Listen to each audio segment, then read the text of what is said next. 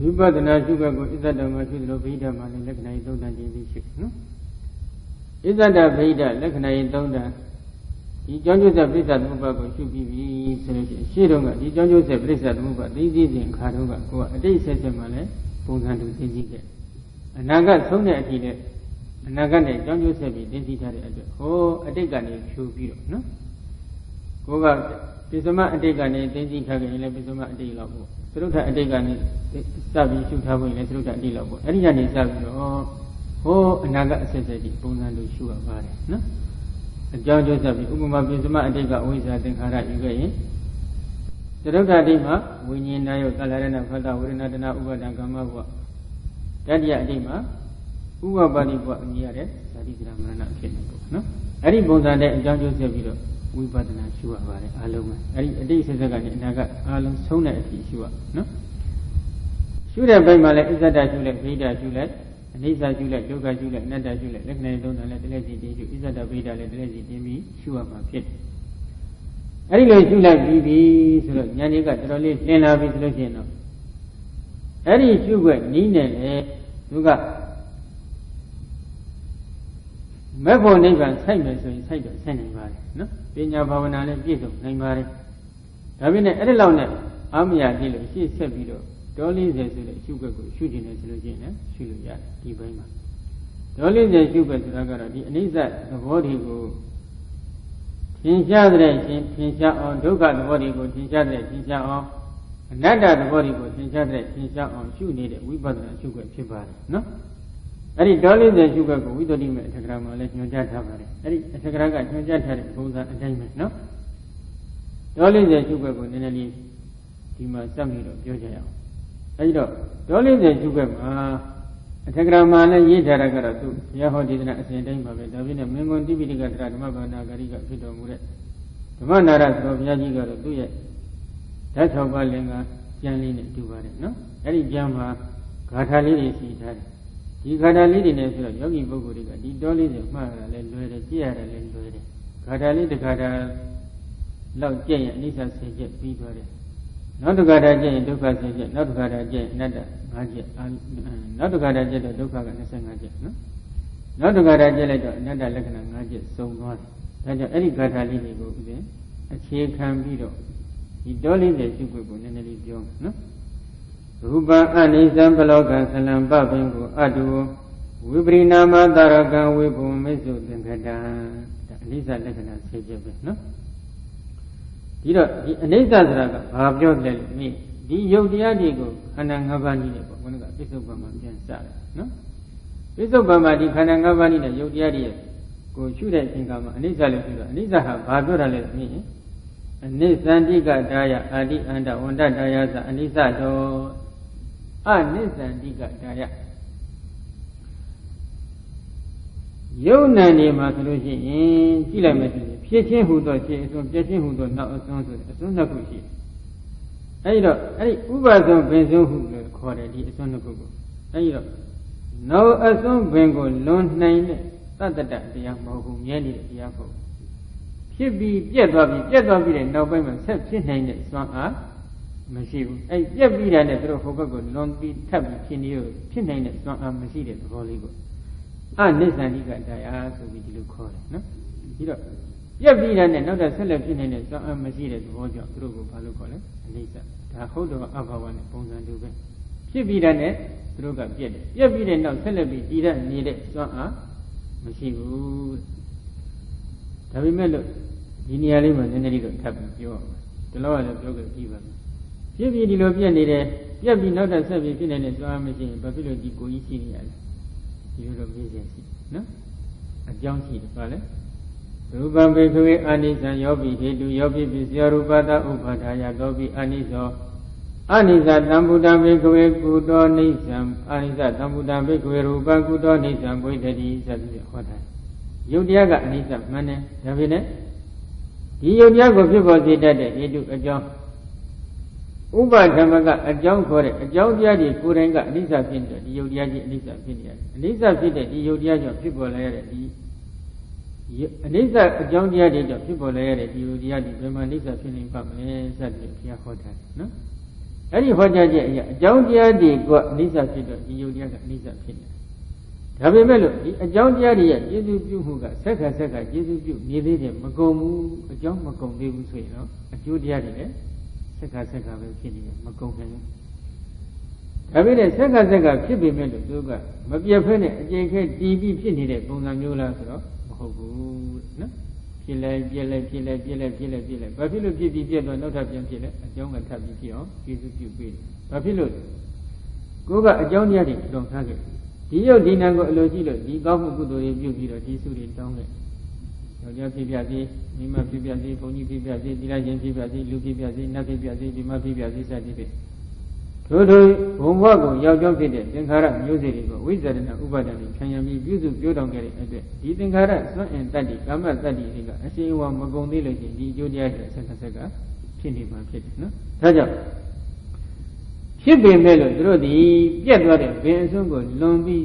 တည်တတ်နိုင်တဲ့စွမ်းအားရှိလားမရှိဘူးအဲ့ဒီသဘောကြောင့်လည်းသူတို့ကအနိစ္စနေတယ်တစ်ချက်နော်နောက်တစ်ခုအာတိအန္တဝန္တတရားသူတို့မှာအစလည်းရှိတယ်အဆုံးလည်းရှိဖြစ်မှုဆိုတဲ့အစလည်းရှိတယ်ပြတ်မှုဆိုတဲ့အဆုံးလည်းရှိတယ်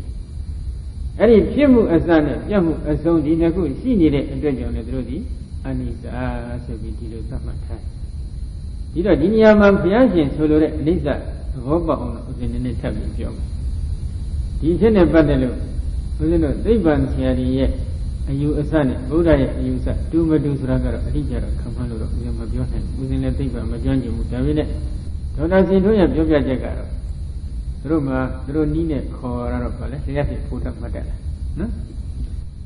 ဒီဖို့တတ်မှတ်တဲ့လေးတွေပေါင်းစုံပြီးတဲ့အခါမှာသူတို့ပြတ်သွားတယ်ပေါင်းစုံပြီးပြတ်သွားတဲ့အချိန်ခါကာလကိုတိုင်းတာကြည့်လိုက်ရင်တဲ့ဘယ်လောက်ကြာတယ်လဲလို့မေးရင်တော့အတိအကျတော့မပြောနိုင်ဘူးခံမှန်းကြည့်ရပြောပါသလိုချင်းတော့တစ်စက္ကန့်ကိုအကျဉ်းဒီပေါင်းများစွာပုံရမယ်ဆိုတာတော့ခံမှန်းလို့ရတယ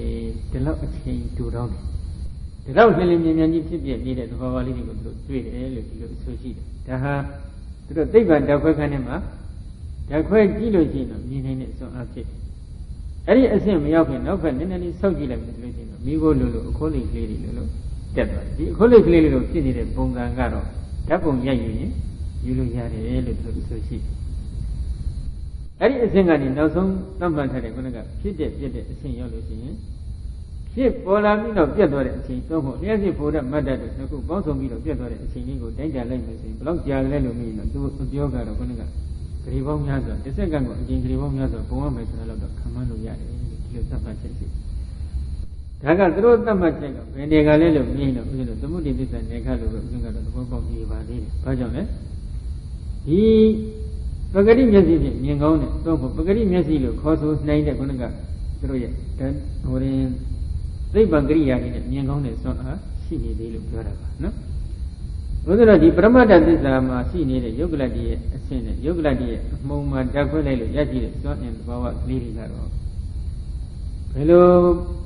ုပဂတိမျက်စိနဲ့မှမြင်နေတဲ့စွမ်းအားမရှိဘူးလို့ဒီလိုသတ်မှတ်ချက်ရှိဒါကြောင့်အဲ့ဒီသတ်မှတ်ချက်အရဆိုလို့ရှိရင်တော့အသိအတဲ့အယူဆချင်းနိကတဲ့သဘောတော့ရှိကောင်းရှိမယ်လို့ပြောနေတယ်ဒါပေမဲ့အတိအကျကြီးထပ်တူတယ်လို့တော့မပြောနိုင်သေးဘူးနော်ဒီတော့ဒီပရမတ်သဘောဝါလေးတွေဖြစ်ပြီးပြည့်နေတယ်ဆိုတာကိုသိပ္ပံကလည်းနည်းနည်းလေးလက်ခံတဲ့သဘောကိုဦးဇင်းကပြောလို့ရင်းတာဖြစ်ပါတယ်နော်ဒီတော့တရားအထုတ်လိုက်တဲ့အချိန်ကမှ10မိနစ်လောက်ကြာမှတစ်ခါဖြစ်ပြီးပြတ်တာမြင်ရတာတို့5မိနစ်လောက်ကြာမှတစ်ခါဖြစ်ပြီးပြတ်တာမြင်ရတာတို့သို့မဟုတ်တဏှာကြီးလောက်ထိုင်ပြီးမှနာရာလေးပျောက်သွားတာကိုဖြစ်ပြလို့ပြောလို့အနိစ္စလို့ပြောလို့ရမလားမရဘူးဒါလေးဦးဇင်းကသဘောပေါက်သိကြည့်လို့ပြောတာနော်ဒီတော့တစ်စက္ကန့်ကိုအကျဉ်းကြိပေါင်းများစွာပုံရင်ဒီပုံကလောက်တက်တန်းအတွင်းလေးမှာကိုယ်ကဖြစ်ပြီးပြည့်နေတာလေးကိုဉာဏ်နဲ့မြင်အောင်ကြည့်ရမယ်လို့ဒီလိုပြောလို့ရင်ဖြစ်ပါတယ်နော်ဒါကြောင့်ဒါအနိစ္စပဲနောက်တစ်ခုရူပံအနိစ္စဘလောကအဲ့အနိစ္စသဘောကိုကြည့်ပြီးတော့နှုတ်ရှုတော့ဘယ်လိုရှုမလဲဆိုရင်တော့အဲ့ဒီလိုလင်းလင်းမြန်မြန်ကြီးဖြစ်ပြီးပြည့်နေတာကိုဉာဏ်နဲ့မြင်အောင်ကြည့်ပြီးတော့အနိစ္စလို့ပဲရှုပါအဲ့ဒီလိုအနိစ္စလို့ရှုနေတဲ့အပိုင်းကိုပဲဒါကိုအနိစ္စလို့လက္ခဏာတင်တယ်လို့ဒီလိုသတ်မှတ်တာနော်သူ့အစဉ်လေးနဲ့သူတော့ရှုရတယ်ဘုရားတို့ဟိုယုတ်တရားတွေကိုသိသိချင်းအပိုင်းမှာယုတ်တရားလို့ရှုတယ်ပေါ့နာမ်ကိုသိသိချင်းအပိုင်းတော့နာမ်တရားလို့ရှုတယ်ပေါ့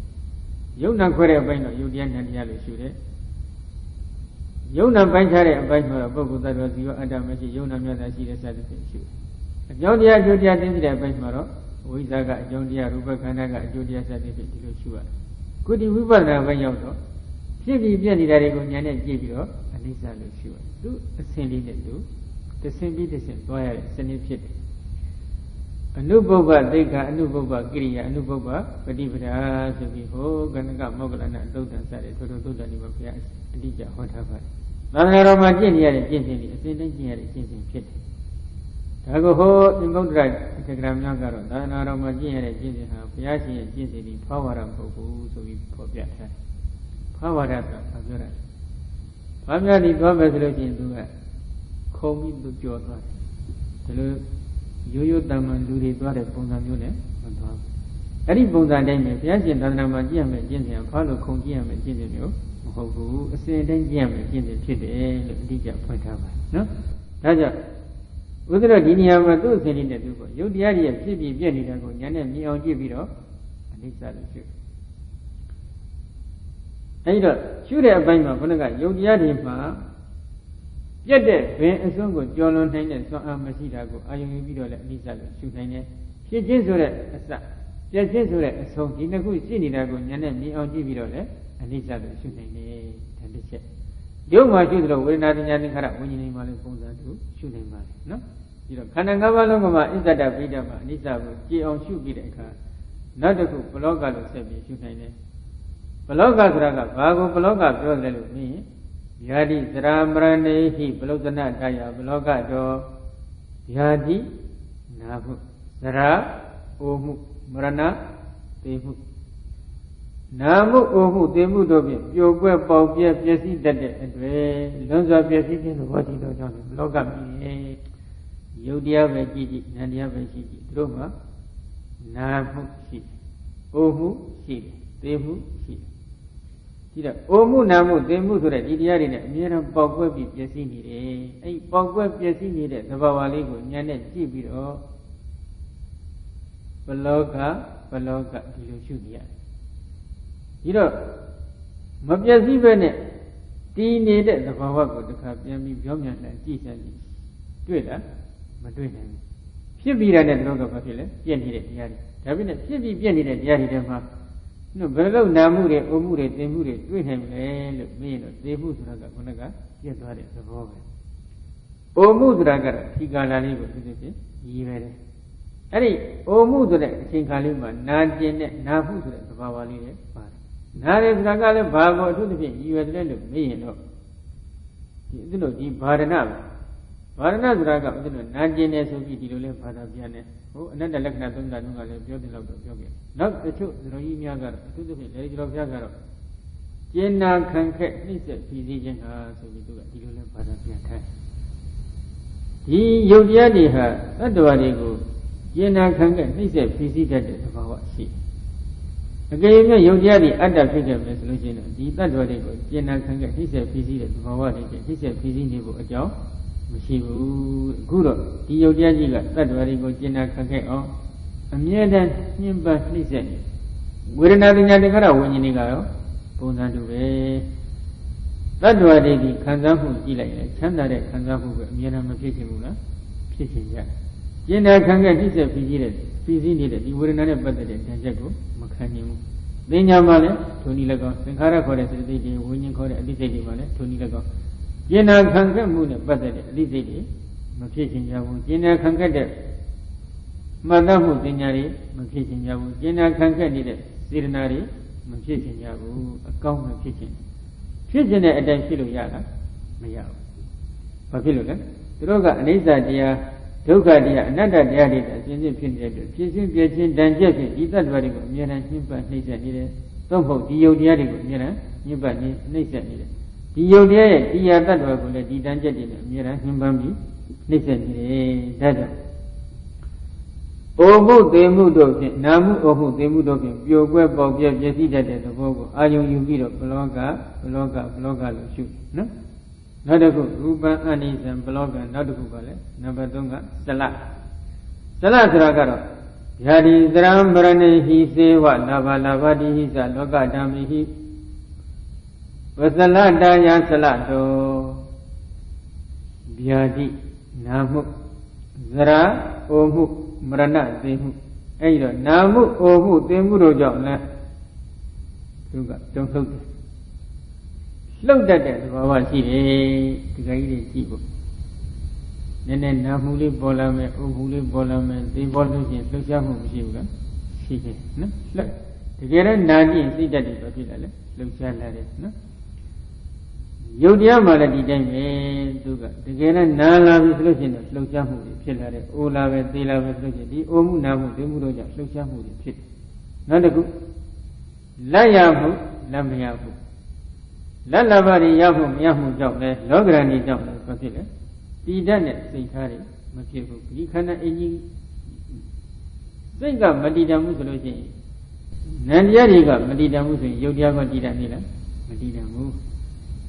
တခုခုရရင်အတွက်ရှာဖွေချက်ရှာဖွေတဲ့အတိုင်းရရင်လည်းဘာဖြစ်လဲဝမ်းသာတယ်ဒါလည်းလောကရဏီလမ်းရိတ်ခါခံရတာရှာဖွေတဲ့အတိုင်းမရလို့ပျက်စီးသွားတော့လေဝမ်းနေပြန်တယ်ဒါလည်းလောကရဏီလမ်းရိတ်ခံရတာဒီတော့တည်တတ်တဲ့ဘဝမှာရှိလားမရှိဘူးဒါကြောင့်လောကရန်လေပြင်းဘုံတိုင်းတဲ့ရိုက်ခတ်လိုက်ပြီဆိုလို့ရှိရင်တည်တတ်တဲ့ဘဝမရှိတာကအကြောင်းတစ်ခုဝနာသေးရည်ဖြစ်တဲ့ညှဉ်းပန်းနှိမ့်ဆက်နေတဲ့အတွက်တည်တတ်မှုမရှိတာကလည်းအကြောင်းတစ်ခုအဲ့ဒီတည်တတ်မှုမရှိတဲ့သဘောလေးကိုအကြောင်းပြုပြီးတော့ဇလဒီလိုရှုရတယ်နော်ရုပ်ကိုလည်းအာယုံရှုနေတဲ့ခန္ဓာ၅ပါးလုံးကိုလည်းအာယုံယူပြီးတော့ရှုနိုင်ပါတယ်နော်ဇလပြီးတော့နောက်တစ်ခုကလည်းပပင်ကုဥပကမေနဇေဝသရတေနဆိုပပင်ကုဂမနတိလတယပပင်ကုတော်မိမိရဲ့လုံလဘယောကသူတို့ဘာရဲ့လုံလဘယောကဖြင့်၎င်းမိမိရဲ့ပင်ကိုယ်သဘောအဖြင့်၎င်းဖျော်ဖျက်ပြိုကွဲပြည့်စည်ခြင်းတို့ရောက်ရှိလေရှိသည့်အဖြစ်ကြောင့်လည်းပပင်ကုဒီခန္ဓာအင်းကြီးမိမိရဲ့လုံလဘယောကကြောင့်လည်းပြိုကွဲပြည့်စည်မှုမဖြစ်နိုင်ဘူးလားဖြစ်နိုင်တယ်တစ်ချက်သူတို့ဘာရဲ့လုံလဘယောကဖြင့်လည်းပြိုကွဲပြည့်စည်မှုမဖြစ်နိုင်ဘူးလားဖြစ်နိုင်တယ်ဒါကသမုဒိသစ္စာနဲ့ကပြောတဲ့စကားပဲနောက်တစ်ခုပရမတ္ထသစ္စာနဲ့ကနေပြန်ပြောရင်တော့မိမိပင်ကိုယ်သဘောကကိုယ်တိုင်ကလည်းဖျော်ဖျက်ပြိုကွဲပြည့်စည်ခြင်းသဘောရှိတယ်ဒီခန္ဓာ၅ပါးလုံးရုပ်မှာရောဝေဒနာတင်တဲ့ခါရဝိညာဉ်မှာရောဘာဖြစ်လို့အကြောင်းတရားတွေကိုယ်တိုင်ကခုနကဘာဖြစ်လဲပင်ကိုယ်သဘောအပြင်ပျော်ဖျက်ပြိုကွဲပြည့်စည်တတ်တဲ့သဘောရှိနေတဲ့အတွက်ဒီပြိုကွဲပြည့်စည်တတ်တဲ့အကြောင်းတရားကြောင့်ဖြစ်ပေါ်လာရတဲ့ဒီယုံတရားသုံးဖို့ဒီခန္ဓာ၅ပါးဒီပြမလာပြီးတော့မပြိုမကွဲပဲရှိပါလေဒါသူ့သဘာဝနော်ဒါကြောင့်ပင်ကိုယ်သဘာဝကိုယ်တိုင်ကလည်းပြိုပြဲပြိုကွဲပြည့်စည်တတ်တဲ့သဘာဝရှိနေတယ်အဲ့ဒီသဘောကိုဉာဏ်နဲ့မြင်အောင်ကြည့်ပြီးတော့ပပင်ကုဆိုပြီးဒီလိုရှုနေရမှာဖြစ်တယ်ဒါလည်းအနိစ္စသဘောပါပဲအနိစ္စသဘောကိုဒီမျိုးမျိုးနဲ့လက်ပြီးရှိနေတာပဲနော်နောက်တစ်ခုအတ္တဝတ္တောသဗ္ဗဝတ္တနိဗ္ဗာတိတာယဣရဘဝတ္တသအဘဝတ္တာယအတ္တဝတ္တောအလွန်တို့သောကာလမှာသဗ္ဗိကျွေနေတဲ့ကျွေကြနေတဲ့တတိတွေလိုပဲငယ်ရွယ်လူတဲ့အရွယ်မှာပဲဖြစ်ဖြစ်ရောရှင်မျိုးတို့ကစားနေတဲ့အရွယ်မှာပဲဖြစ်ဖြစ်ဘယ်အရွယ်ပဲဖြစ်ဖြစ်အလုံးစုံသောအရွယ်ခသိတို့နဲ့အချိန်မျိုးကျွေကြခြင်းသဘောရှိနေတယ်သိခြင်းပြည့်စည်တဲ့သဘောရှိဒါကသမုဒိသစ္စာနဲ့ကဒီအဖြစ်ကိုမြင်အောင်အကြည့်ခိုင်းတာပဲနော်ဒီတော့ကလေးငယ်ငယ်ရွယ်ရွယ်မှလည်းသိနိုင်တယ်နည်းနည်းလေးကြည့်လာလည်းသိနိုင်တယ်ဒီတဲ့နည်းနည်းကြည့်လည်းသိနိုင်တယ်ဘယ်အရွယ်ဘယ်ခိုက်တာမှမဆိုအချိန်မျိုးသိနိုင်တဲ့သဘာဝရှိနောက်ဆုံးမသေးဘူးဒါအသက်တရားနေရမယ်သတ္တဝါအသက်တရားပြည့်ရင်တော့ဒီတရားတည်းမှာတရားမှာပဲဒီတဲ့ကြော်လဲနည်းနည်းပဲနော်အဲ့ဒီလိုဘယ်ချိန်မှမဆိုကြွေကြတတ်တဲ့စိတ္တိတွေလိုပဲဒီခန္ဓာအင်းကြီးဟာအများရန်မဖြစ်လဲခိုင်ကတဲ့သဘာဝမရှိပဲဘယ်ခိုက်တာမှမဆိုကျွေးကြနိုင်တဲ့တည်ကြည်ပြည့်စည်နိုင်တဲ့သဘာဝရှိတယ်အဲ့ဒါကိုဉာဏ်နဲ့မြင်အောင်ကြည့်ပြီးတော့လေအတုဝလို့ရှုနိုင်နောက်တစ်ခုထိတာဘဝခိုင်ကတဲ့သဘောတွေဘာမှသူ့မှာမရှိဖြစ်ပြီးတာနဲ့ချက်ချင်းပြည့်ဖြစ်ပြီးတာနဲ့ချက်ချင်းပြည့်ခိုင်မာနေတဲ့ခိုင်ကနေတဲ့သဘောကသူ့မှာမရှိဘူးခိုင်မြဲတဲ့သဘာဝမရှိတာကိုလည်းဉာဏ်နဲ့မြင်အောင်ကြည့်ပြီးတော့လေအတုဝဒီလိုလဲရှုနိုင်တယ်ကဲနောက်တစ်ခုကဘာလဲနံပါတ်6ရောက်ပြီဝိပရိနာမဓမ္မဇရာယစေဝမရဏိနာသတိဒွေဒပရိနာမပဂတိဒါယဝိပရိနာမဓမ္မတော်အိုခြင်းဇရာတရားသို့မဟုတ်တီးခြင်းဆိုတဲ့ဒီကာလဖြင့်ဟောက်ပြန်ပြည့်စည်တတ်တယ်သိခြင်းဆိုတဲ့မရဏသို့မဟုတ်ပြည့်စည်ဆိုတဲ့ပင်ကာလဖြင့်လည်းဟောက်ပြန်ပြည့်စည်တတ်တယ်ဟောက်ပြန်ပြည့်စည်တယ်ဆိုတာကဘာလဲလို့ပြီးရင်ဦးဇင်းတို့ထ ဒီကာလကနေပြီးတော့ဘင်္ဂလပဲရိုင်လဲနေတဲ့သဘောလေးကိုဖောက်ပြန်ပြည့်စည်တယ်လို့ဆိုရအကြိမ်မဖောက်ပြန်တဲ့တရားမှန်ခဲ့မယ်ဆိုလို့ရှိရင်သူတည်တတ်နေရမယ်ပေါ့ဖြစ်ပြီးတည်တတ်နေရကိုတော့တည်တတ်တဲ့သဘောဝရှိလားမရှိဘူးတည်တတ်နေဆိုတဲ့ဒီကာလလေးကနေပြီးတော့ဘင်္ဂလဘက်ကိုအများနဲ့ရိုင်လဲနေတဲ့သဘောဝဒီယုတ်တွေမှာလည်းရှိတယ်ဒီဝေဒနာပညာသင်္ခါရဝิญဉ်တွေမှာလည်းရှိအဲ့ဒီသဘောကိုညာနဲ့မြင်အောင်ကြည့်ပြီးတော့ဝိပရိနာမဓမ္မဝိပရိနာမဓမ္မဆိုပြီးဒီလိုရှုအောင်နော်နောက်နံပါတ်9အသာရကအနှစ်သာရမရှိဘူးဘာအနှစ်သာရလဲမင်းဒုဗ္ဗလတာယဖက္ခုဝိယဒုက္ခပင်စတိတာယသအသာရကတော့အာနေတယ်ယုတ်တရားတွေနံတရားတွေကြည့်လိုက်ရင်အမတန်အာနေတယ်အမတန်အာနေတယ်ဆိုတော့ဘာပြောတာလဲမင်းအာကုံမောင်းတန်နေမှဆိုလို့ရှိရင်သူအလိုလိုပျက်စီးသွားပါမလားမပျက်စီးဘူးခုကအာနေနေတဲ့အတွက်ကြောင့်သူတို့ဟာဘာဖြစ်လဲအလိုလိုသူဟာနဲ့သူပျက်စီးတယ်အလိုလိုပျက်စီးတဲ့ဆိုတာကအကြောင်းမရှိလို့ပျက်စီးတာဒီလိုပြောလို့ရင်မဟုတ်ဘူးနော်ဘယ်သူမှပျက်စီးအောင်မလုပ်ပေမဲ့လို့သူက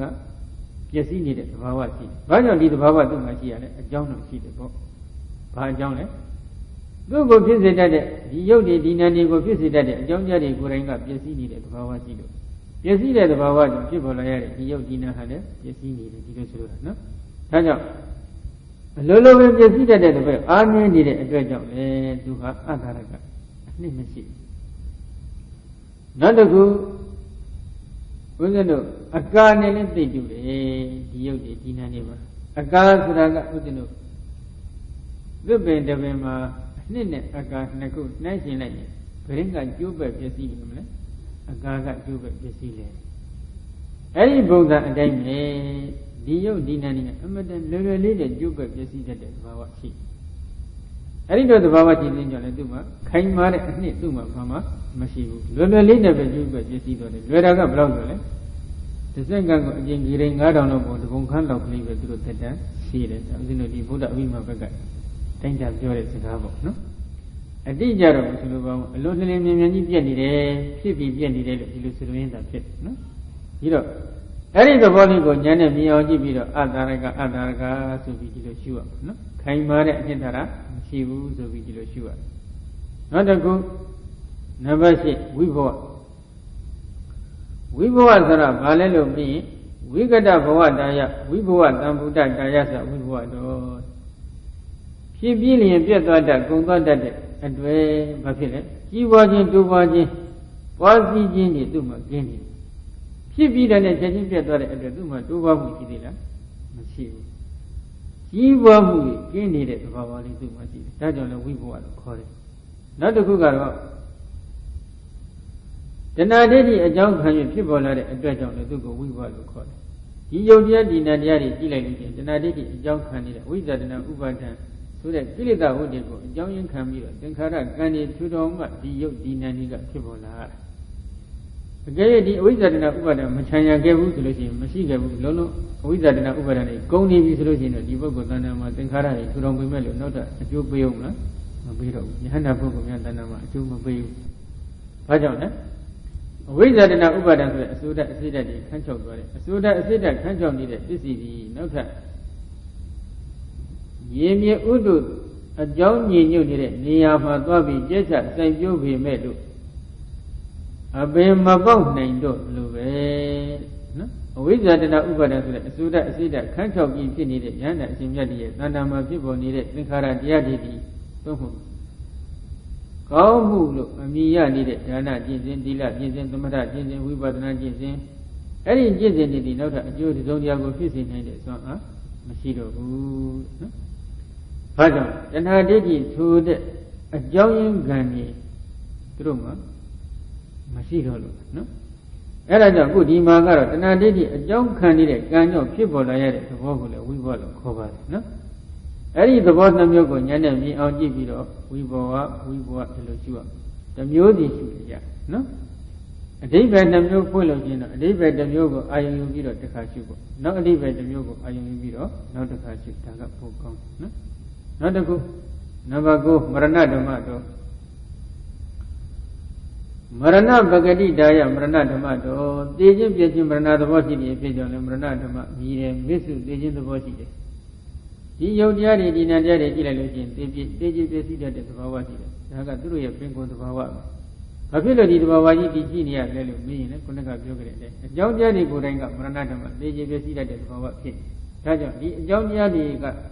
ကမရဏဓမ္မဖြစ်နေတဲ့အတွက်အကျိုးတရားတွေလည်းမရဏဓမ္မသိတတ်တဲ့သင်မျိုးကြီးပဲဖြစ်နေတယ်နော်ဒါကြောင့်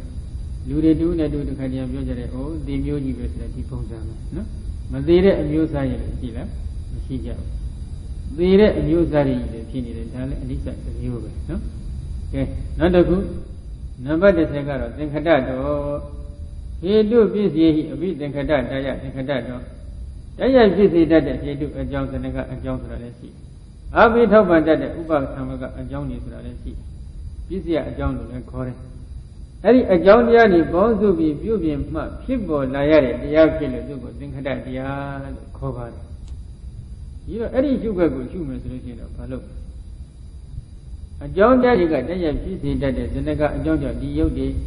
ဒီနာနေဖြစ်တဲ့ကိုလည်းအကြောင်းကျိုးဆက်ပြီးတော့မှရှုရ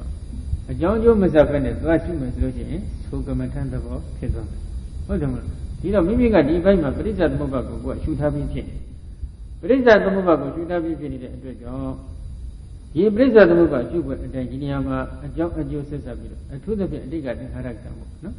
အတိတ်ကသင်္ခါရကံကြောင့်ဒီဘက်မှာယုတ်တွေဖြစ်တာကိုဉာဏ်နဲ့မြင်အောင်ကြည့်ပြီးတော့မှသူ့ကိုသင်္ခတလို့ရှုတာရှုခွက်ပုံစံမှန်တယ်အလားတူပဲစိတ်ကြောင့်စိတ္တယုတ်တွေဖြစ်တာကိုဉာဏ်နဲ့မြင်အောင်ကြည့်ပြီးသင်္ခတလို့ရှုဥဒ္ဒကြောင့်ဥဒ္ဒယုတ်တွေဖြစ်တာကိုဉာဏ်နဲ့မြင်အောင်ကြည့်ပြီးသင်္ခတလို့ရှုအာဟာရကြောင့်အာဟာရယုတ်တွေဖြစ်တာကိုဉာဏ်နဲ့မြင်အောင်ကြည့်ပြီးသင်္ခတလို့ရှုအဲ့ဒါပုံစံမှန်တယ်နော်အလားတူပဲဥဒ္ဒနဲ့ဝေဒနာရှုတော့မယ်ဆိုလို့ရှိရင်ဆံယဝေဒနာရဲ့အကြောင်းတရားတွေပေါ့နော်ဆံယဝေဒနာရဲ့အကြောင်းတရားဖြစ်တဲ့ဝိဇ္ဇာရဏဥပါဒံသင်္ခါရကံစတဲ့ဒီအကြောင်းတရားတွေဖြစ်လို့ဝေဒနာထင်ရှားဖြစ်နေပုံကိုဉာဏ်နဲ့မြင်အောင်ကြည့်ပြီးတော့မှသူတို့ကိုသင်္ခတစသည်ကိုရှုပြီးတော့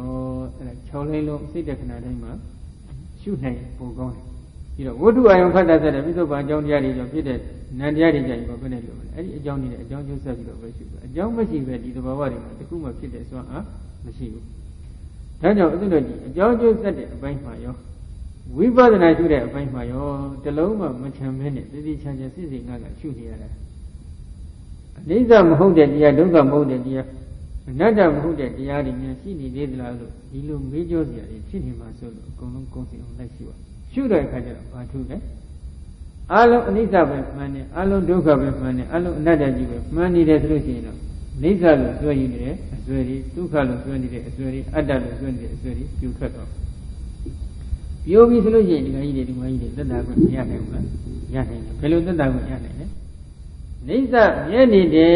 လို့ယူဆတဲ့အတွက်သတ္တဝါတွေဟာဒီမြဲတဲ့တရားအတွက်ကြိုးပမ်းနေကြရကြည့်ပေါ့ဒီနေ့လည်းငါပဲမနေ့ကလည်းငါပဲဒီနေ့လည်းငါသားမနေ့ကလည်းငါသားဒီနေ့လည်းငါအဖိုးကြီးမနေ့ကလည်းငါအဖိုးကြီးဒီအစွဲရှိဒါမြဲတယ်လို့ဆွဲနေတဲ့အစွဲပုံစံတစ်မျိုးပဲ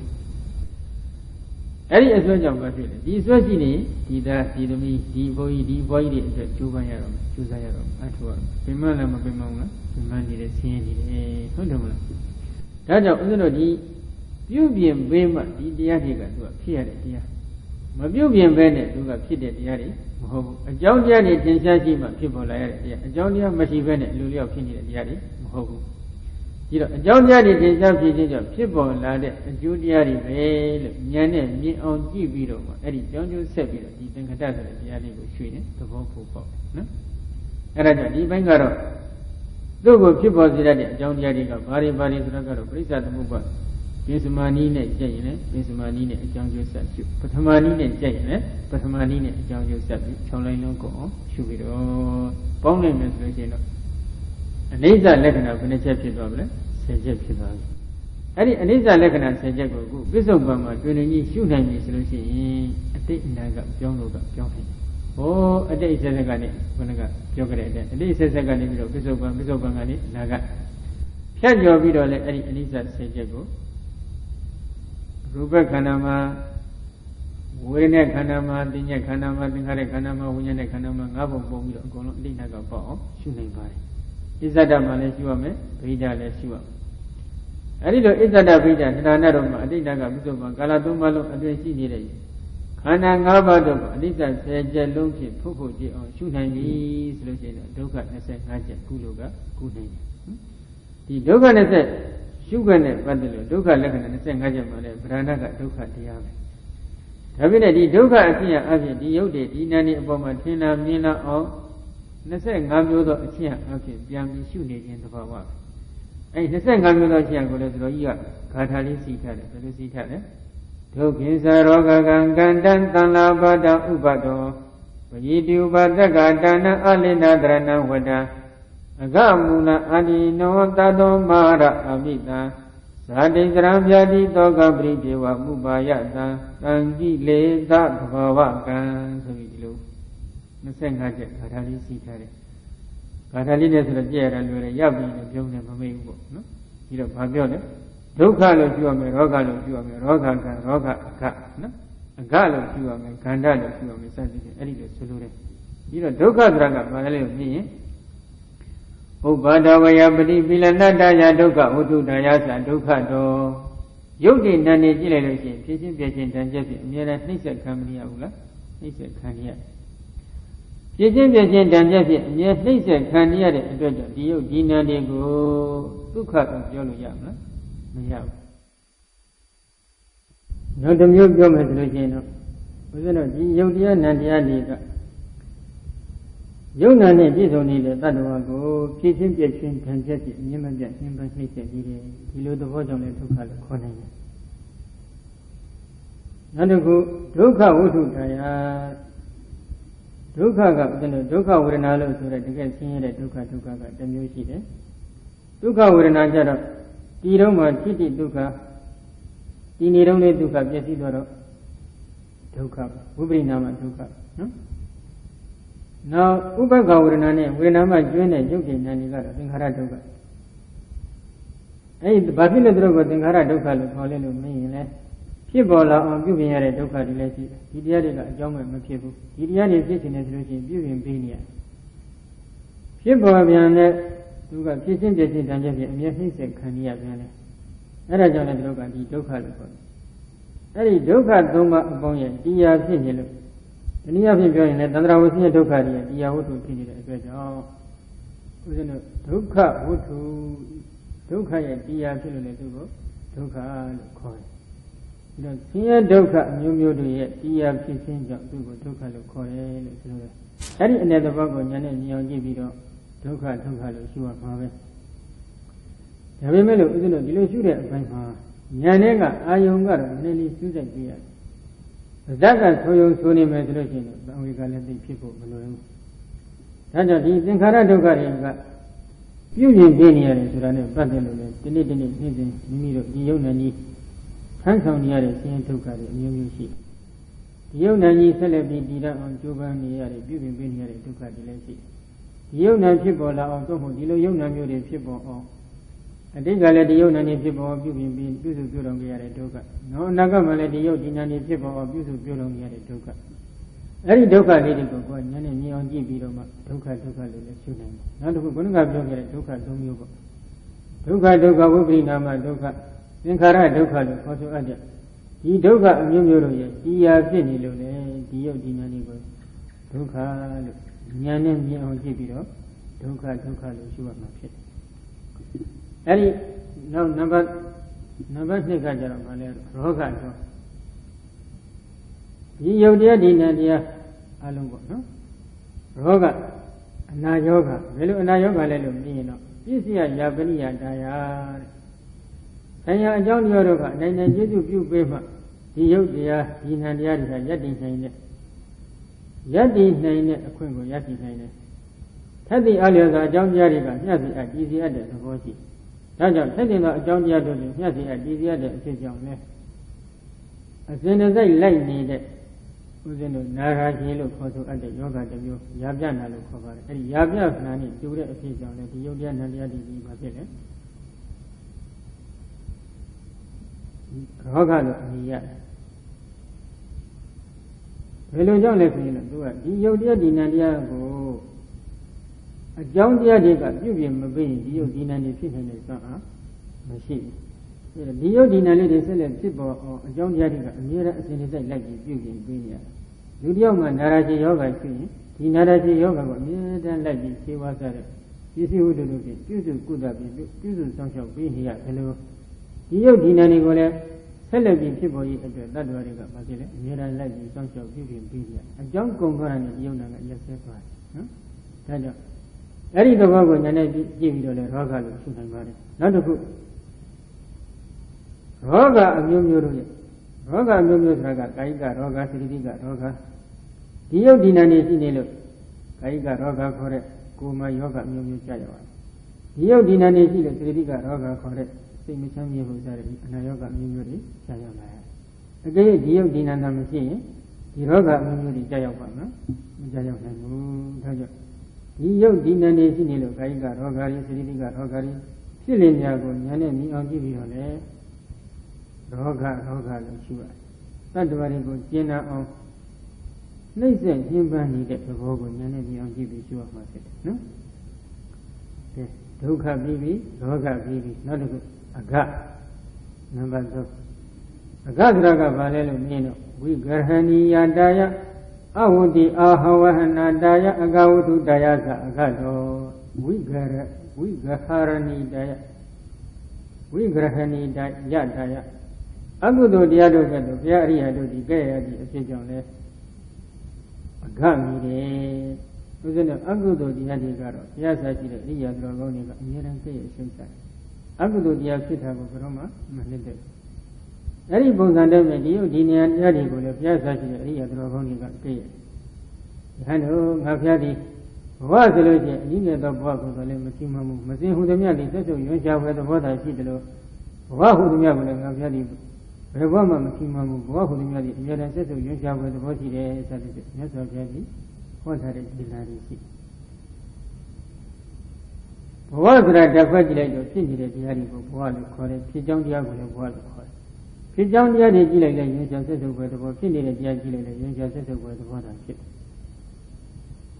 ကဲ့ရဲ့တဲ့သဘောသာဖြစ်တယ်ဘာကြောင့်လဲဒီယုတ်ဒီနာနေကသူတို့ကဒုက္ခအမျိုးမျိုးကိုရွတ်ဆောင်ပေးနေတဲ့သဘာဝတွေလည်းဧကမှန်နေတယ်ဒီယုတ်ဒီနာရှိလို့ဒီဒုက္ခမျိုးမျိုးကတွေ့ရတယ်ဘာဒုက္ခဝါရတဲ့ဒုက္ခတွေ့ရမယ်နာရတဲ့ဒုက္ခသိရတဲ့ဒုက္ခဒါနာရတဲ့ဒုက္ခပရိသဏိဗမ္မာတည်နေရတဲ့ဒုက္ခဆိုတဲ့ဒီဆင်းရဲဒုက္ခတွေသောကပရိဒေဝဒုက္ခသောမနတဥပါယတခေါ်တဲ့ဆင်းရဲဒုက္ခအမျိုးမျိုးတွေတွေ့ရတယ်ဒီယုတ်ဒီနာနာမရှိရင်ဒီဒုက္ခအမျိုးမျိုးတွေဘယ်လိုမှမတွေ့နိုင်ဒါကြောင့်ဒီယုတ်ဒီနာရှိနေမှုကိုဘုရားဆရာရှိတဲ့အရိယာတော်ကောင်းတွေကတော့ကဲ့ရဲ့တဲ့ဘက်ကနေတယ်ဒါကြောင့်ဘုရားဆရာရှိတဲ့အရိယာတော်ကောင်းတို့ကအကုသိုလ်တရားတွေကိုကဲ့ရဲ့ပြီးဒီယုတ်ဒီနာတွေကိုလည်းကဲ့ရဲ့တော်မူတတ်တဲ့သဘောကြောင့်အဲ့ဒီနယ်သဘောလေးကိုဉာဏ်နဲ့မြင်အောင်ကြည့်ပြီးအခါလို့ရှုရတစ်ချက်နောက်တစ်ခုကအဝတ္တိအာဟဝနထာယတတ္တဝါအများတို့ရဲ့အကျိုးစီးပွားမဲ့ကိုလွန်စွာဆောင်တတ်တဲ့အဖြစ်တတ္တဝါတို့ရဲ့အကျိုးစီးပွားမဲ့ကိုလွန်စွာဆောင်တတ်တဲ့အဖြစ်ကြောင့်လည်းအခါလို့ခေါ်တယ်တတ္တဝါတွေအပေလားကြရဘာဖြစ်လို့အပေရောက်ကြအပေရောက်ကြောင်းဖြစ်တဲ့ဒီယုတ်ဒီနာနေရှိနေလို့အပေလားကြဒီယုတ်ဒီနာနေကိုအကြောင်းယူပြီးတော့လည်းဘာလုပ်တယ်အပေရောက်ကြောင်းဖြစ်တဲ့ဒီကျက်မျိုးမျိုးတွေအကုသိုလ်တရားမျိုးမျိုးတွေသိပူကြဒီစကားမပြောနဲ့ပြောတယ်ဒီလိုမလုပ်နဲ့လုပ်တယ်ဒီလိုမကြမ်းနဲ့ကြမ်းတယ်ဘာဖြစ်လို့ကြမ်းလဲကြမ်းတဲ့စိတ်ရှိလို့ကြမ်းတယ်ဘာဖြစ်လို့လုပ်ချင်တဲ့စိတ်ရှိလို့လုပ်တယ်ဘာဖြစ်လို့ပြောတယ်ပြောချင်တဲ့စိတ်ရှိတော့ပြောကြတယ်အဲ့ဒီစိတ်ကြီးပြောနေတဲ့ဒီယုတ်ဒီရှိနေလို့အကယ်ဒီစိတ်ဓာတ်မရှိဘူးဒီယုတ်ဓာတ်မရှိဘူးဆိုလို့ရှိရင်ဒီဒုစရိုက်တွေဖြစ်အောင်မဖြစ်ဘူးဒီဒုစရိုက်တွေဖြစ်တော့ဘာဖြစ်လဲအပေတန္တရာဝဆင်းရဲမကောင်းတဲ့အကျိုးတွေရဒီတော့မကောင်းတဲ့အကျိုးတွေကိုရခြင်းရဲ့အကြောင်းရင်းကိုစမ်းစစ်ကြည့်လိုက်တော့ဘာလဲအခြေခံကလက်တွေကဒီယုတ်ဒီနာမယ်နော်အကယ်ဒီယုတ်ဒီနာတာမရှိရင်ဒီဒုစရိုက်တွေကမဖြစ်ဘူးဒီဒုစရိုက်တွေမဖြစ်ဘူးဒီအကုသိုလ်တရားတွေမဖြစ်ဘူးဆိုလို့ရှိရင်ဒီပဲလဲဘယ်လိုမှမရောက်နိုင်ဘူးဒါကြောင့်ဒါရင်လည်းဆိုတော့မကသေးဘူးဒီယုတ်ဒီနာရှိနေတဲ့အတွက်ဒီကောင်းမှုတွေလည်းလုပ်တယ်ဒီမကောင်းမှုတွေလည်းလုပ်တယ်ဒီကောင်းမှုမကောင်းမှုတွေပြုလုပ်တဲ့အတွက်ပရိသန္တိနေရတဲ့ဒုက္ခတွေ့ရမယ်၊ဩဝမယ်ဒုက္ခ၊နာမယ်ဒုက္ခ၊သိရမယ်ဒုက္ခ၊သိရမယ်ဒုက္ခ၊ပူဇော်ရမယ်ဒုက္ခ၊မူဇော်ရမယ်ဒုက္ခ၊ကိုယ်စီရမယ်ဒုက္ခ၊သိရမယ်ဒုက္ခ၊ပြည့်စုံပူပန်ရတဲ့ဒုက္ခအဲ့ဒီဒုက္ခမျိုးမျိုးတွေတွားတွေ့ရဒါကြောင့်တတ္တဝါတွေရဲ့အကျိုးစီးပွားမဲ့နေတဲ့မကောင်းတဲ့အကျိုးအမျိုးမျိုးကိုဘယ်သူကနေတည်ဆောင်ပေးနေတယ်လို့မေးရင်ဒီယုတ်ဒီနာနေကပဲတည်ဆောင်ပေးတာပါဟိုကောင်ကငါ့ကိုမကောင်းကျိုးတွေတည်ဆောင်တယ်ဒီကောင်ကငါ့အတွက်မကောင်းကျိုးတွေတည်ဆောင်တယ်ဒီလိုပြောရင်မှန်မှာမမှန်ဘူးကိုယ်မှဒီယုတ်နိုင်ရှိနေလို့ဒီဆင်းရဲတွေကကြာအကယ်ဒီယုတ်ဒီနာမရှိရင်ဒီဆင်းရဲမျိုးမျိုးရအောင်မ ရဘူးဒါကြောင့်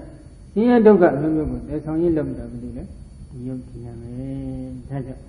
အဲ့ဒီလိုဆင်းရဲဒုက္ခမျိုးမျိုးကိုသယ်ဆောင်တတ်တဲ့အတွက်သတ္တဝါဒီရဲ့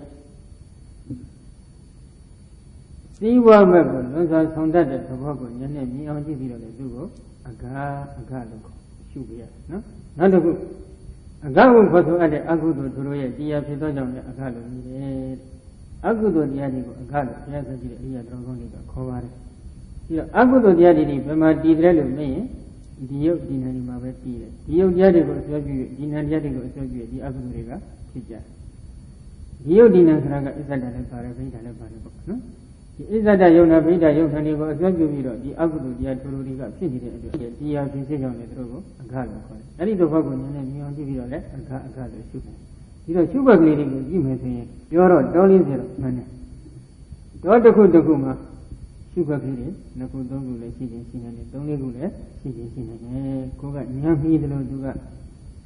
ဖြည်းဖြည်းအေးရှုရမှာဖြစ်ပါတယ်နော်ဒါကြောင့်တင်းကြောင့်တကူတော်တော်ဆို၍မဖို့မနှောက်အရာချောင်းမှအပေါင်းဒုက္ခကျင်းလို့ရဟုဘုရားရှင်နှုတ်ကြာကဘုံမှလစ်တော်မြေပြမိန်တော်ထားပြီးငင်္ဂနေတဲ့ကျင့်တော်ဒီဆိုပြီးလေတော်ဘုရားကြီးဆုံးမထားတော်တဲ့တောင်းလဲ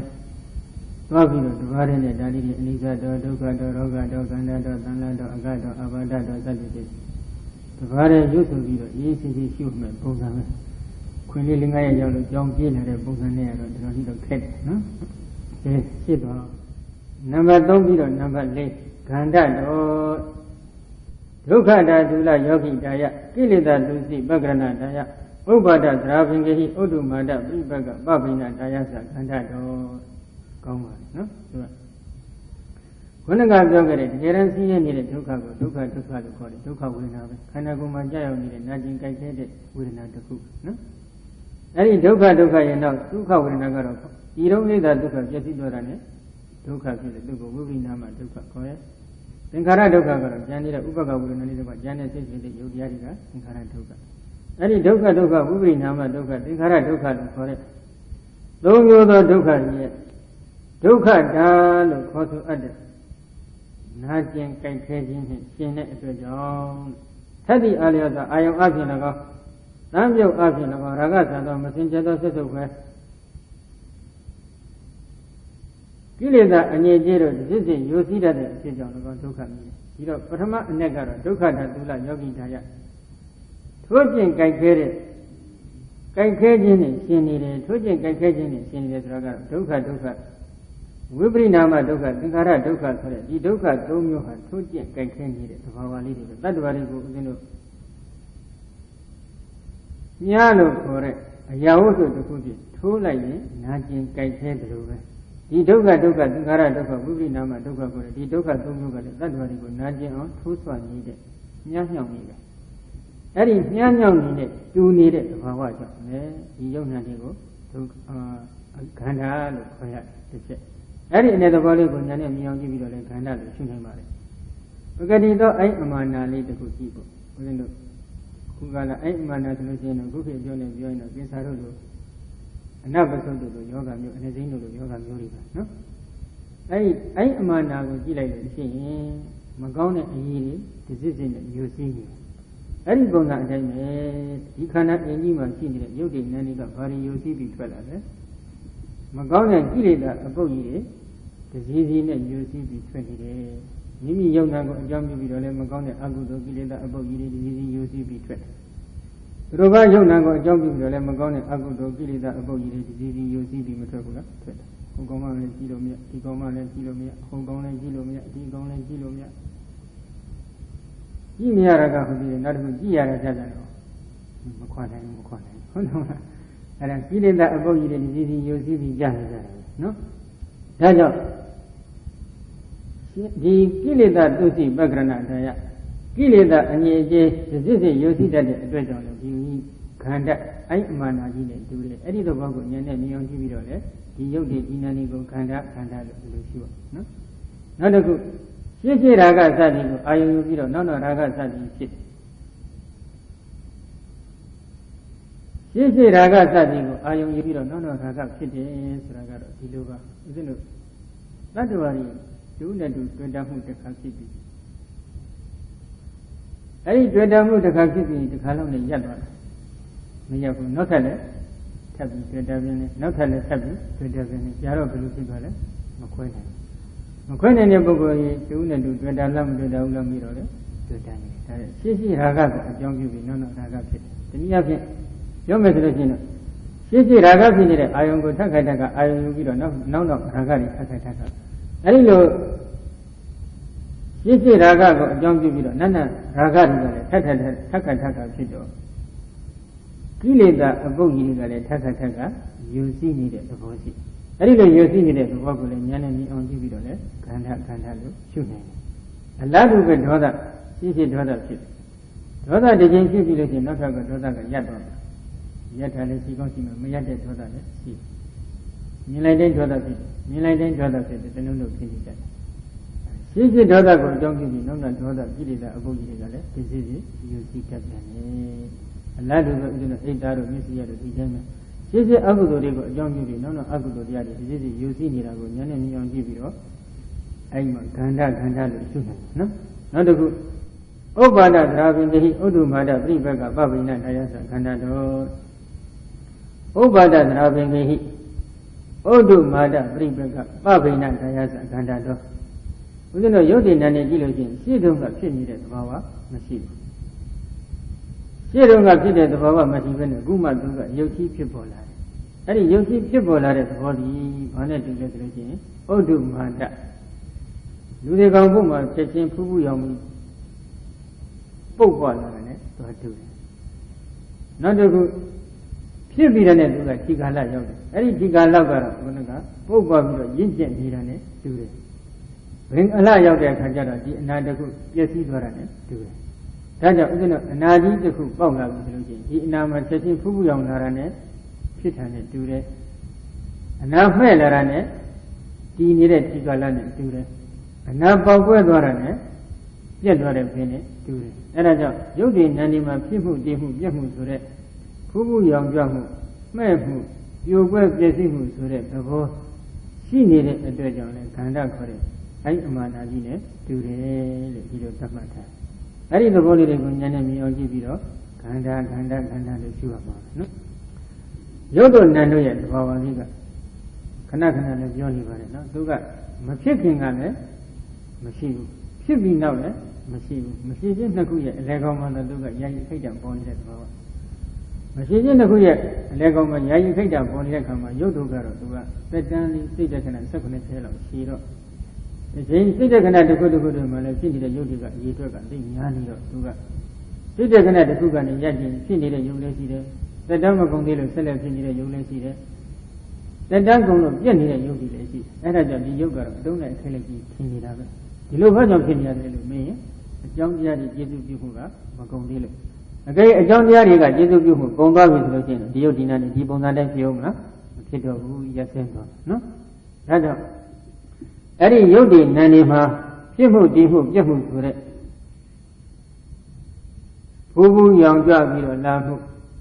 မှဲ့ရင်မှုပြိုကွဲပေါက်ကွဲမှုဆိုတဲ့သဘောသုံးခုအနာမှာရှိတယ်လို့ရုပ်တည်နေမှာလည်းဖြစ်မှုတည်မှုပြတ်မှုသုံးမျိုးရှိနေတဲ့အတွက်ကြောင့်ခန္ဓာခေါ်တဲ့အဲ့ဒီမှန်နဲ့တူတယ်ဘယ်နှချက်ပြီးတော့လဲ၄ချက်နောက်တစ်ခုကတော့တဏ္ဍဆိုတာကတော့ပီလာသရဏတာယအန္တောတုဒ္ဒနာတာယဒုနီဟရဏိယတာယသတဏ္ဍတော်ပီလာသနကတာယဖြစ်ခြင်းပြခြင်းတို့ဖြင့်နှိမ့်ဆက်ခြင်းကိုဖြစ်စေတတ်သည့်အဖြစ်ကြောင့်လဲရုပ်တည်နာနေရတဏ္ဍညှညောင်းနေတူတယ်ဖြစ်ခြင်းပြခြင်းတို့ဖြင့်နှိမ့်ဆက်ခြင်းကိုပြုတယ်ဆိုတော့ဦးဇင်းတို့တတ္တဝါတွေကိုဘယ်တတ္တဝါပဲဖြစ်ပေါ့လေတခါရာကမကုန်သေးဘူးဆိုရင်များသောအဖြစ်လို့ဖြစ်လာပြီးတော့ညာလီပြက်သွားတာကိုနှိမ့်ချိုက်လားမနှိမ့်ချိုက်ဘူးလားမင်းဘယ်နဲ့ပြောမလဲမနှိမ့်ချိုက်ကြဘူးသားလေးတယောက်မွေးလာတယ်ပျက်စီးသွားတယ်နဲ့မပျက်စီးတာဘယ်ရင်သဘောကျမပျက်စီးတာသဘောကျသမီးလေးတယောက်မွေးလာတယ်ပျက်စီးတာနဲ့မပျက်စီးတာသဘောကျတာပဲဒါပေမဲ့ကိုယ်သဘောကျတဲ့အတိုင်းဖြစ်ပါ့မလားမဖြစ်ဘူးဒီပုံစံလိုပဲရုပ်ကလေးတစ်ခုဖြစ်လာပြီးမပြတ်ဖဲတော့ကြည်ခြင်းနဲ့ဒီနေတဲ့သဘောရှိတာမရှိဘူးနာလေးတစ်ခုဖြစ်လာပြီးမပြတ်ဖဲကြည်ခြင်းနဲ့ဒီနေတဲ့သဘောရှိတာမရှိဘူးဆိုကြပါတော့ဘုသမာဓိထူထောင်တယ် သမာဓိလေးကတခါတလေထီထောင်လို့ရတယ်တခါလေထီထောင်လို့မရလိုက်ဖြစ်တတ်တယ်အကယ်၍များကိုလိုချင်တဲ့အတိုင်းဖြစ်မယ်ဆိုလို့ရှိရင်တော့ဒီသမာဓိကိုစိတ်တိုင်းကြတည်နေရင်တည်နေတဲ့အတိုင်းပဲဆက်လက်ကလေးတည်နေမကောင်းဘူးကောင်းရလားမရဘူးအဲ့ဒီပုံစံပဲနော်သူကဖြစ်ချင်းနေဖြင့်သူကဖြစ်ပြီးတဲ့သူကပြက်နေတဲ့သဘောပါဖြစ်ပြီးပြက်နေလို့ရှိရင်ဒီသမာဓိဒီဘာကြောင့်ဒီတဏှာကြီးတော့တည်နေရတယ်ပြက်သွားပါတော့လားလို့မေးစီရရှိတယ်ရှင်းသမာဓိနဲ့နောက်သမာဓိတွေကိုဆက်နေအောင်ဦးဇင်းတို့ကဘာဝနာလုပ်ငန်းလုပ်နော်ဘာဝနာလုပ်ငန်းတစ်ခုကိုရှင်းသမာဓိနဲ့နောက်သမာဓိဆက်ဆက်သွားအောင်ပြုလုပ်ကြိုးစားနေတဲ့အတွက်ကြောင့်သမာဓိကဆက်လက်တည်ထနေခြင်းသာဖြစ်တယ်ဒါကြောင့်ရှင်းဖြင့်တတ္တဝါတွေကိုအမြဲတမ်းနှိမ့်ပန်းနှိမ့်ဆက်နေတဲ့သဘာဝယုတ်တိမှာရှိနေတယ်အဲ့ဒီသဘောကိုဉာဏ်နဲ့မြင်အောင်ကြည့်ပြီးတော့သံဃာလိုလည်းရှုနေတယ်နောက်တစ်ခုဦးဇင်းတို့ဒုက္ခဝေဒနာစသည်တို့ကိုယ်ရင်းတို့ကြောက်ရောက်လာပြီဆိုလို့ရှိရင်ထုံကျင်ပြီးတော့ကျွဝင်သွားတယ်အဲ့ဒီအတိုင်းပဲဦးဇင်းတို့ညားတော်ပြည်ဒီမှာကျွဝင်တဲ့အခါမှာလည်းနာကျင်တဲ့သဘောမရှိဘူးလားရှိကျွဝင်သွားပြီးတော့ဒီညားကိုပြန်လှုပ်ပြီးဆိုလို့ရှိရင်ကိုမနာဘူးလားနာတယ်အဲ့ဒီရုပ်ဒီမှာလည်းနာနေမှာလည်းဒီသဘောပဲရှင်းတန်ကျက်ဖြင့်တတ္တဝါတွေကိုသူကကျွဝင်ပြီးထိုးကျင့်တတ်တယ်နာကျင်စေတတ်တဲ့သဘောရှိတယ်ဒီသမုဒိသစ္စာနယ်ဘက်ကပြောမယ်ဆိုလို့ရှိရင်ဖြစ်လာတော့မှလည်းသူကနာကျင်မှုသဘာဝရှိပြက်သွားလို့ရှိရင်မနာကျင်ဘူးလားနာကျင်တဲ့သဘာဝရှိတတ္တဝါတယောက်သိကျပျက်စီးပြီးတတ္တယောက်သိကျပျက်စီးပြီးသမီးတယောက်သိကျပျက်စီးပြီးဆိုရင်ဘယ်လိုနေလဲနာကျင်တဲ့သဘောအဲ့ဒီပုံစံတိုင်းပဲဒီယုတ်ဒီနာတွေကသူကအနိစ္စတရားဖြစ်နေတာလေဖြစ်ပြီးတဲ့သူကဘာဖြစ်လဲပြက်နေတယ်ဖြစ်ပြီးပြက်နေတဲ့အတွက်ကြောင့်တတ္တဝါတွေကိုဖြစ်ချင်းပြက်ချင်းတန်ကျက်ဖြစ်စွဝင်နေတတ်တဲ့သဘောရှိလို့ဒီဥစ္စာကိုလည်းဘာဖြစ်လဲသံဃာလို့ခေါ်တယ်နော်နောက်တစ်ခုဦးဇင်းတို့ဒီယုတ်တန်ရေမှာတော့ဘယ်လိုသဘောရှိလဲဟုတ်ဒုနိဟရဏိယတာယဒီယုတ်တရားဒီနံတရားတွေကိုဦးဇင်းတို့နှုတ်ပယ်ပြစ်မယ်ဆိုလို့ရှိရင်နှုတ်ပယ်တာလွယ်ပါမလွယ်ဘူးဘယ်လိုမလွယ်လဲလို့မေးလို့ရှိရင်ဒီယုတ်ဒီနံတွေမဖြစ်ချင်ဘူးဆိုရင်ဒါနှုတ်ပယ်တယ်ခေါ်တာပေါ့အဲ့ဒီယုတ်နံတွေမဖြစ်ရည်ဒီဘယ်လိုလုပ်မှယုတ်နံမဖြစ်တယ်လဲအရိယာမေတရားရမှဒီယုတ်ဒီနံကအရိယာမေတရားတော့တမ္မာမေတရားမဟုတ်သေးဘူးအရဟတမေအထိရမှနောက်ကဒီယုတ်နံအပြည့်မဖြစ်ဘူးဒါကြောင့်အရိယာမေအရဟတမေရရှိရေးဆိုတဲ့လုပ်ငန်းရက်ကလည်းလွယ်တဲ့လုပ်ငန်းရမျိုးဟုတ်လားမဟုတ်ဘူးတဲ့ဒါကဒီယုတ်ဒီနံနဲ့မဖြစ်ရအတွက်ဆိုရင်လည်းအရိယာမေဆိုတဲ့မွေးညက်ကလေးနဲ့ဆွနှုတ်မှသာရင်ရနိုင်တယ်တခြားအရာဝတ္ထုတွေနဲ့ဆွပြီးဘလောက်ပဲဒီယုံနာလေးကိုမဖြစ်အောင်နှုတ်လို့ရမှာမရနိုင်ဒါကြောင့်ပဂတိသောမြားတစ်ခုကအသားထဲမှာစွဝင်သွားပြီဆိုလို့ရှိရင်သူ့မှာမြားမှာဒစ်ပါနေညာမျိုးဖြစ်ခဲ့ရင်ပြန်ပြီးဆွနှုတ်တာလည်းမခက်ဘူးလားခက်ဆွနှုတ်ရတာခက်တယ်လို့ပဲအလားတူပဲတတ္တဝါတွေတဏ္ဍာမှာဒီယုတ်ဒီနာနေရှိနေပြီဆိုရင်ဒီယုတ်ဒီနာကိုနောက်ထပ်မဖြစ်အောင်ဆွနှုတ်ဖို့ဆိုတာလည်းအမှန်တန်ဖြစ်တယ်အရိယာမဲ့ဆိုတဲ့မွေးညက်နဲ့ကျင်းပြီးဘယ်လိုမှဆွတ်နှုတ်လို့မရနိုင်တဲ့အတွက်သံဃာမျက်နှာနဲ့တူတယ်လို့ဒီလိုသတ်မှတ်တာနော်အဲ့ဒီသဘောတွေကိုဉာဏ်နဲ့မြင်အောင်ကြည့်ပြီးတော့လည်းသံဃာလို့ရှုနိုင်ပါတယ်နောက်တစ်ခုအာဘာဒတော်နံပါတ်6အသီရိဘာဝသနကတာယအာဘာဒပဋ္ဌာဏတာယသအာဘာဒတော်အသီရိဘာဝသနကတာယဆိုတာဘာပြောလဲမကြမ်းမာနေတဲ့ကိလနာပုဂ္ဂိုလ်တယောက်ရှိတယ်အဲ့ဒီမကြမ်းမာနေတဲ့ကိလနာပုဂ္ဂိုလ်တယောက်ကကိုယ်သွမ်းအပ်နဲ့ကိုမထုံနိုင်မထနိုင်တဲ့အခြေအနေမျိုးမှာတည်ရှိပြီဆိုရင်ဘာဖြစ်လဲသူတို့ဘာတွေကနေပြီးတော့ဖိမှဖိရသူတို့ဘာနဲ့ထူမှထမှထလို့ရသူတို့ဘာကထူပေးမှထပေးမှကိုယ်ကထူလို့ရတဲ့သဘောရှိတယ်အဲ့ဒီလိုသဘောရှိရင်သူတို့ဘာနဲ့ဆက်ဆက်မှုမရှိဘူးလားရှိအဲ့ဒီပုံစံအတိုင်းပဲဒီယုတ်ဒီနာနေတာလေကိုယ်သွမ်းအပ်ကြောင့်တက်တဲ့သဘောကအတိုင်းဖြစ်နေတဲ့သွမ်းအားမရှိဘူးအကြောင်းတရားတွေကပြင်ပေးမှဖြစ်နေတယ်အကြောင်းတရားနဲ့ကျင်းပြီးတော့ဒီယုတ်ဒီနာနေဖြစ်နေတဲ့သွမ်းအားရှိလားမရှိနိုင်ဘူးထူနောင်ထောင်နိုင်တဲ့သွမ်းအားမရှိဘူးဒါကြောင့်ဒီယုတ်ဒီနာနေဟာလည်းခုနကအာဘာဒနဲ့တူတယ်ဒါကြောင့်သူတို့ဘာနဲ့ဆက်ဆက်နေတဲ့ဆင်းရဲဒုက္ခရှိနေတဲ့အတွက်ကြောင့်လည်းဒီယုတ်ဒီနာနေသည်အာဘာဒဖြစ်တယ်နောက်တစ်ခုအသက်အတန်လွန်စွာနှိမ့်ဆက်တတ်တဲ့အနာရောဂါဟုသမျှရဲ့အကြောင်းနည်းလည်းဖြစ်တယ်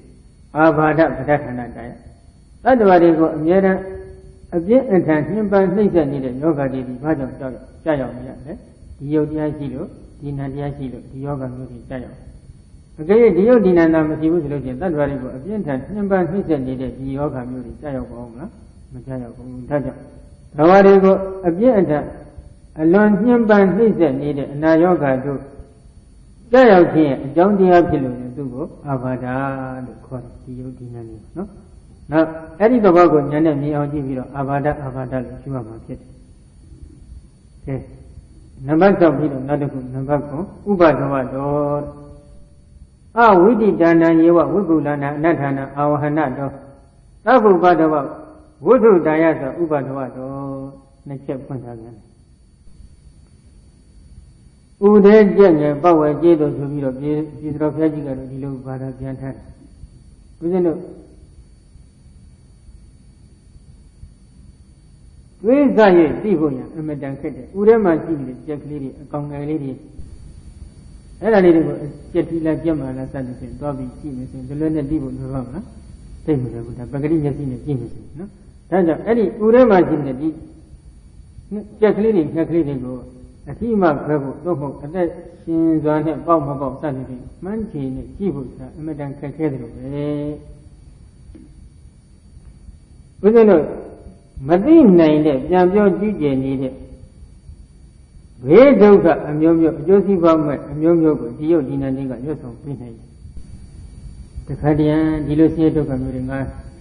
တွေ့ကြုံလိမ့်မယ်လို့ဘယ်လိုမှမမျှော်လင့်ခဲ့ပါဘူး။ခုမှပဲဒီဒုက္ခမျိုးတွေလာကြုံရတယ်ဆိုပြီးတချို့ပြောတယ်။ဘာဒုက္ခလဲ။သာဇုဒုက္ခ၊သမီးဇုဒုက္ခ၊မင်းဒုက္ခ၊မင်းဘေဒုက္ခ၊ရေဘေဒုက္ခ၊မိဘေဒုက္ခစတဲ့ဆင်းရဲဒုက္ခမျိုးမျိုးတွေပဲနော်။အဲ့ဒီဆင်းရဲဒုက္ခမျိုးမျိုးတွေမိမိတစ်ချိန်လုံးကဒီလိုကြောက်ရောက်လာလိမ့်မယ်လို့ညွှန်နေကြရှိပါမရှိကြဘူးနောက်တစ်ခုကအိမ်တော်ကြီးဒုက္ခမျိုးမျိုးတွေကိုမတွေ့ကြဘူးလားတွေ့ကြတယ်အိမ်တော်မပြုတ်ခင်တုန်းကဒီလိုဒုက္ခမျိုးတွေတွေ့လိမ့်မယ်လို့ညွှန်နေကြရှိတာတချို့မမျှော်လင့်ထားဘူးမမျှော်လင့်တဲ့ဒုက္ခမျိုးတွေတစ်ခါတည်းအိမ်တော်ကြီးလောကမှာမဖြစ်လာဘူးလားဖြစ်လာတဲ့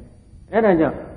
ဘယ်လိုမှမသိနိုင်နဲ့ပြန်ပြောကြည့်ကြနေတဲ့အကျိုးစီးပွားမဲ့အမျိုးမျိုးကိုလည်းသဲဆောင်ပေးနေတာဘယ်သူကသဲဆောင်ပေးလဲ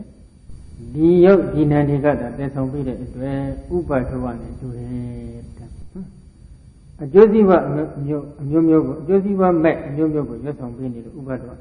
နောက်တစ်ခုသဗ္ဗုပဒဝဝိတုထာယဆိုအဲ့ဒီဆင်းရဲဒုက္ခအမျိုးမျိုးဥပဒဝအမျိုးမျိုးတို့ရဲ့တရားဝတ္ထုဖြစ်နေလို့လေဒီယုတ်ဒီနန္ဒီဒီဥပဒဝအမြင်ရ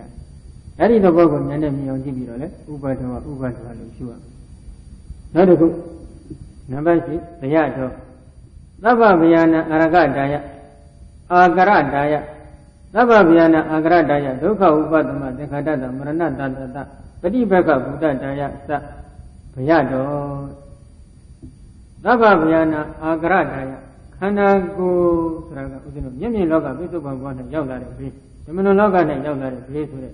အလုံးစုံသောဘေးတို့ဟာဘေးရင်အလုံးစုံသောဘေးတို့ရဲ့တွင်းကြီးတစ်ခုဖြစ်နေဒီခန္ဓာဒီယုတ်ဒီနန္ဒီနော်ပိဿုပံဘဝနဲ့ကြာရောက်လာတဲ့ဘေး